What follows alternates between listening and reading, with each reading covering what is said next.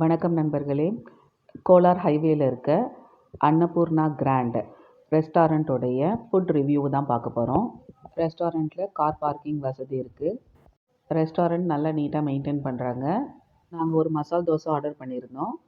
பிறகு ஹோட்டலுடைய special food என்னமோ ஒரு ஃப்ரைட் ரைஸ் வெரைட்டி பேர் சொன்னார். அதை ஆர்டர் பண்ணியிருந்தோம். சர்வீஸ் வித்தின் 5 to 10 மினிட்ஸ்க்குள்ளே பண்ணிட்டாங்க.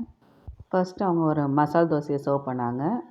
தோசையோட 3 வகையான சட்னியும் சாம்பாரும் தந்திருந்தாங்க. தோசையோடைய டெக்ஸ்சர் பார்த்தா அப்படியே அப்பளம் மாதிரியே இருந்தது. சும்மா நம்ம இப்படி டச் பண்ணாவே அப்பளம் எப்படி நொறுங்குதோ அது மாதிரி தோசை நொறுங்குது.